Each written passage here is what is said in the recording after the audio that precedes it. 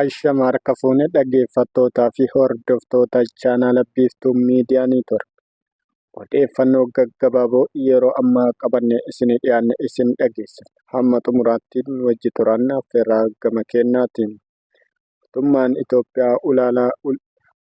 Itoophiyaa ulaa galaanaa argachuuf yaalii gochaa jiru cimsee itti fufuu beeksise. Mootummaan Federaalaa Itoophiyaa mirga Itoophiyaan ulaa galaanaa argachuuf qabdu mirkaneessuuf tattaaffii gochaa jiru cimsee akka itti fufu kallattii kaa'uu isaa beeksise. Mootummaan hawaasni idil addunyaa Itoophiyaan nagaa fi tasgabbii naannawaa mirkaneessuu keessatti shoora qabdu akka hubatan waamicha taasiseera. Murteen mootummaa Federaalaa kun kan ibsame marii manni maree nageenya biyyaalessaa har'a roobii eebila 9 bara 2025 taasise hordofee ibsa waajjira ministeerri muummee ibseeni. Ibsichi marii ministeerri muummee Abiyyi Ahmadii fi qondaaltonni olaanoon mootummaa Federaalaa hoogganaa raayyaa ittisa biyyaa Fiild Maarshaal Biraanuu Juullaa dabalatee kanneen biroo irratti hirmaatan kana irratti haala biyya naannoo fi addunyaa qorachuu isaanii eere. Dhimmoota manni marichaa waltajjii kana irratti dhimmoota xiyyeeffannoo barbaadan jedhee adda baase keessaa dhimma qaamolee daandii fedhii ofii humnaan kabachiifachuuf fudhatan ilaallatu tokko ta'eera. Dhaabbileen kunniin bifa adda addaa qabaachuun naannolee adda addaa fi biyya alaa keessatti argamu kan jedhe ibsichi. Mana marichaa shirri kiyyoon saamichi ukkaamsaa fi garajabummaan daldalli seeraan alaa fi humnaan fedhii ofii raawwachiisuun mallattoo isaanii ta'uu ibse. Ibsi kun qaamoleen kunniin diina Itoophiyaa biyya keessaa fi ala jiran waliin tumsuuf kanneen olola sobaa geggeessan ta'uu himate.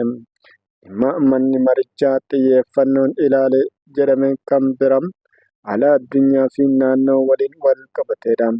Ibsa manni marichaa dhimmoonni wal qabatanii dhiibbaa biyyattii irratti qabaachuu danda'an irratti bal'inaan mari'ateera jechuun ibsa. Dhimmoota Itoophiyaa irratti dhiibbaa uumuu danda'an keessaa haala diinagdee addunyaa muddamaa hammaataa jiru, sochii shororkeessummaa fi daandiiwwan daldalaa addunyaa jeeqan jedhaman keessatti ni argamu. Manni marichaa kallattii kaa'e keessaa tokko dhimma gareewwan qabsoo hidhannoo geggeessaa jiran ilaallata. Rakkoolee naannolee adda addaa keessa jiran karaa nagaan marii siyaasaatiin furuuf yaaliin eegalame firii buusaa jira kan jedhu ibsichi. Mala aadaa dabalatee daandiiwwan nagaa hunda fayyadamuun yaaliin godhamu caalmaatti galmaan ga'uu danda'a jedheera. Gama kaaniin daandiiwwan nagaa hunda cufanii fedhii ofii isaanii humnaan raawwachuuf gareelee socho'an irratti hojiin seera kabachiisuu cimsee itti fufuu barbaachisaa ta'uu mirkaneesseera. Diinota Itoophiyaa irraa ergama fudhachuun biyya keessatti warra rakkoo uumuuf yaalan hanga jiramanii lafarraa badanitti seera kabachiisuuf daandii nagaa fayyadamuun akka itti fufus ibseera. Oduulee biyya alaa. Gamtaan Awurooppaa meeshaalee Ameerikaa irratti qaraxa dabaluuf sagalee kenne. Biyyoonni miseensa Gamtaa Awurooppaa meeshaalee Ameerikaa biyya alaatii galfaman tokko tokko irratti qaraxa akka kaa'amu sagalee kennuu Koomishiniin Gamtaa Awurooppaa ibseera. Qaranni haaraan kaa'amu kun eebila 15 irraa eegalee kan hojiirra oolu ta'a. Gamtaan Awurooppaa qaranni Ameerikaan tibbana keessa akka sirrii hin taanee fi miidhaa geessisu ibseera. Keessumaa hariiroo fi daldala gamalachuu akkasumas gabaa addunyaa irratti miidhaa dinagdee geessisa jedha ibsichi. Gamtaan Awurooppaa haala ifa ta'een USA waliin akkaataa madaalawaa fi wal fayyadu irratti hundaa'ee mari'achuuf ejjennoo akka qabaatus ibseera. Raashiyaan qarni USA seera daldala addunyaa cabsa jechuudhaan dubbatte. Raashiyaan meeshaalee Chaayinaa irraa galfamu irratti parsantii 10 qaraxa kaa'uun seera daldala addunyaa cabsuu himte.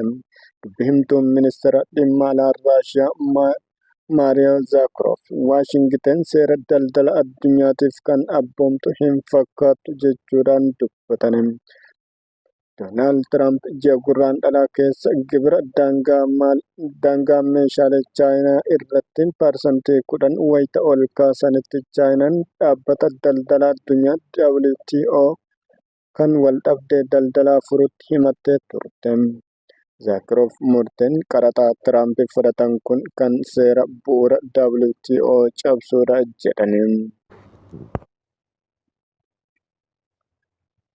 Raashiyaan tarree biyyoota 60 olii kanneen qaraxa Tiraamp yeroo dhiyootti kaa'aniin miidhaman keessatti kan tarreeffaman yoo ta'u, dubbi himaan ministeera dhimma alaa biyyattii Chaayinaa waliin hariiroo qabdu dabaluudhaan miidhaa qaqqabuu malu kamiyyuu xiqqeessuuf tarkaanfii fudhachaa akka jiran ibsa gaazexeessitootaaf kennaniin ibsaniiru.